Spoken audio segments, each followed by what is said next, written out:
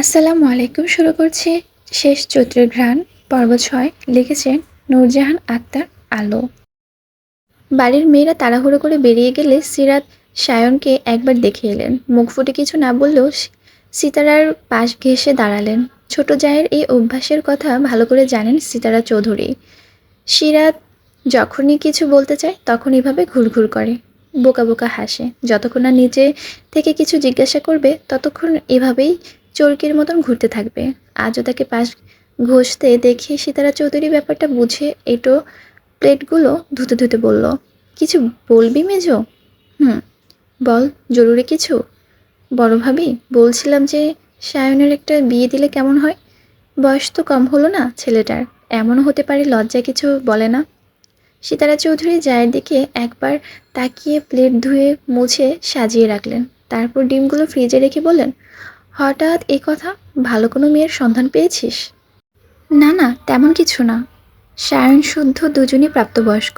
আজকে বিয়ে দিলে কালে ঘর আলো করে নাতি নাতনি আসবে, বাচ্চাদের কোলকালানিতে ভরে উঠবে চৌধুরী নিবাস। কিন্তু যাদের জন্য মেয়ে দেখব ওরাই তো গুরুত্ব দেয় না।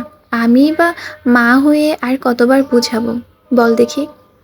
ওয়াশরুম থেকে বের হতে গিয়ে সায়ন আহত পায়ে ব্যথা পেয়েছে, রক্ত বের হচ্ছে। একটা বউ থাকলে সেবা যত্ন করতে পারতো।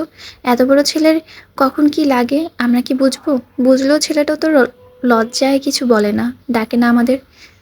সিতারা চৌধুরী দীর্ঘশ্বাস চেপে দুপুরের রান্নার জন্য সবজিগুলো বুয়াকে কাটতে দিয়ে জবাব দিলেন, এবার শুদ্ধ ফিরো, দেখি ওকে দিয়ে সায়নের সঙ্গে কথা বলাবো। তোর বড় ভাই তো রাগে দেখতেও যায়নি ছেলেটাকে। কিছু বললে আমাকে উল্টো খিচখিচ করে ওঠে। এদের বাপ ছেলেদের দ্বন্দ্বে আমি মাঝখানে পড়েছি। না পারি স্বামীর কথায় সাপোর্ট দিতে, না পারি ছেলেদের যুক্তির কাছে হার মানতে। পছন্দ টছন্দ থাকলেও তো বলে না। আমরা কতদিন জিজ্ঞাসা করেছি, তোমরা দুই ছেলে মুখে কুলুপ এঁটে বসে থাকে। সায়ন ফাজলামো করে কথা এড়িয়ে গেল, শুদ্ধ যেন কানেই শোনে না। বুঝি না বাপু, এরা কি চিরকুমার থাকার পণ করেছে নাকি? এর আগে একটা মেয়ে দেখতে গেলাম, আমাদের অফিসের স্টাফের শালি, কি যে সুন্দর মেয়েটা, সাজিয়ে গুছিয়ে রাখলে জ্যান্ত পুতুল যেন একটা। সায়নকে ছবি দেখালাম। সায়ন বিয়েতে রাজি না দেখে শুদ্ধকে কত করে বললাম। সে ফোঁস করে বলে, বিয়ের প্রয়োজন অনুভব করলে জানাবো, তখন আয়োজন শুরু করো। আপাতত এসব বলে মাথা খারাপ করো না। তো প্রয়োজন অনুভব করবে কবে? অন্য বাড়ির ছেলেরা দেখি গোফ না গজাতেই বিয়ে বিয়ে করে মুখে ফেনা তুলে ফেলে। কত ছেলে মরতেও যায় বিয়ের জন্য। যত সব হয়েছে আমাদের বাড়ির ছেলেরা বিয়ের কথা শুনতেই পারে না। এভাবে সিতারা চৌধুরী সিরাতের সঙ্গে ছেলেদের নিয়ে কথা বলছিল। তখন সিমিনের মানে শীতলের মা কথা শোনা গেল। শীতলকে বকতে বকতে সিঁড়ি বেয়ে নামছেন উনি। এক গাদা জামা বের করে বিছানার উপরে স্তব করে রেখে গেছে মেয়েটা, পরে একটা বের করে 5টা, তারপর পালা দিয়ে দলা মলা পাকিয়ে রেখে চলে যায়। এত বড় মেয়ে হুঁশ জ্ঞান এখন না হলে আর কবে হবে? এসব বকতে বকতে জামা কাপড়গুলো এক হাতে গুছিয়ে ময়লা কাপড় ধুয়ে ছাদে মেলে এসেছে তিনি। হাঁপিয়েও গিয়েছেন। মেয়ের নামে অভিযোগের পসরা খুলে বসলেন। তখন সিরাত সিমিনের উদ্দেশ্যেই বলল, ছোট, শীতলকে নিয়ে ডাক্তারের কাছে যাওয়ার কথা ছিল না, কবে যাবি? সিরিয়াল দিয়েছিস? সিমিন তো এ কথা বলে ভুলেই বসেছেন। সিরাত বলার পর ওনার স্মরণ হলো কথাটা। ওনাকে মুখ দেখে সিতারা চৌধুরী বিরক্ত হয়ে বললেন, মা হয়ে এত ভুলমনা হলে কিভাবে হবে সিমিন? দেখিস না মেয়েটার পিরিয়ডের প্রথম দিন কি অবস্থা হয়। স্বাভাবিক আর অস্বাভাবিক বলে তো কিছু নাকি থাকে নাকি? মেয়ে মানুষের কিছু কিছু ব্যাপার নিয়ে অবহেলা করতে নেই। তুই না গেলে বল, আমি না হয় নিয়ে যাই মেয়েটাকে। যার কথা বকা সিমিন মুখ কাচামুচো করে জানালো উনিই নিয়ে যাবেন। এরপর 3 জা মিলে গল্পে গল্পে হাতে হাতে সংসারের কাজকর্ম ব্যস্ত হয়ে পড়লেন। ঘড়িতে তখন 10:30 হবে। সিতারা চৌধুরী ফোনটা হঠাৎ নিজস্ব সুরে বেজে উঠল। উনি ড্রয়িং রুম থেকে ফোনটা হাতে তুলে নজর বুলিয়ে হাসলেন। নাম্বার দেখে মমতাময়ী মন দরদে উঠলে পড়ল। উনি কল রিসিভ করে হাসি মুখে জিজ্ঞেস করলেন, আব্বা কেমন আছো? শুদ্ধ সদ্য শাওয়ার নিয়ে ভেজা চুল মুছতে মুছতে জানালো, ভালো আছি, তুমি কেমন আছো? বাড়ির সবাই কেমন আছে আম্মু? আমরা সবাই ভালো আছি। সকালে নাস্তা করেছো বাবা? না, সারা রাত ল্যাবে ছিলাম, কেবল ফিরলাম। একটা কথা জানাতে কল করলাম, কিছুক্ষণ পরে 5 জন গেস্ট যাবে বাসায়, লাঞ্চ সারবে, তুমি সামলে নিও প্লিজ। এরা পরিচয় নাকি অপরিচিত কেউ? বিদেশি সায়েন্টিস্ট, কিছু কাজের জন্য এসেছে আর কি। ও আচ্ছা আচ্ছা, তুমি আসবে বাবা? তোমার বাসায় তোমার গেস্ট আসছে, তুমি না থাকলে কিভাবে হয়?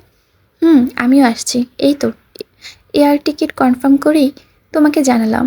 আর আম্মু, ওরা কিন্তু কয়েকটা দিন থাকবে। সমস্যা নেই বাবা, তুমি শুধু সাবধানে চলে এসো, তাহলেই হবে। হুম। মা ও ছেলে কথা শেষ করে কল কাটলেন। সিতারা চৌধুরী দুই জাকির গেস্টদের কথা বলতেই ওনারও কাজে লেগে পড়লেন। ভাগ ভাগ করে কাজ বেছে নিলেন। আপ্যায়ন যেন ত্রুটি না থাকে সেই ব্যবস্থাই করলেন। তবে কিছু জিনিস প্রয়োজন, তাই লিস্ট করে শাহাদাত চৌধুরীকে বাজারে পাঠালেন। শীতল ক্লাসে যায়নি। নরম ঘাসের উপর বসে কিয়ারার আনা তেঁতুল খাচ্ছে, গল্প করছে। কিয়ারার দৃষ্টি তখনও বিদেশিদের দিকে। বিদেশিরা রিকশায় চড়ে ঘাসের উপরে ঘুরছে, কখনো নিজেরাই রিকশা চালাচ্ছে। রিকশা টেনে সামনে এগিয়ে নিতে না পারলে নিজেরাই হাসাহাসি করছে। কিছুক্ষণ সেদিকে তাকিয়ে কিয়ারা কামরানকে ইঙ্গিত করে বলে বসলো, উনার দাদার নাম ইমরান, বাপের নাম জুবরান, উনার নাম কামরান। তা এই রানের বংশধরের কোথায় কুড়িয়ে পেলে রে শীতল? বেলতলায়। ওহ, তা কামরান মিয়া বিদেশিদের সঙ্গে করছেটা কি? কি আশ্চর্য, আমাকে বলছে নাকি? তুই গিয়ে জিজ্ঞাসা করে আয়। শুদ্ধ ভাইয়া কিছু বলেনি তোকে?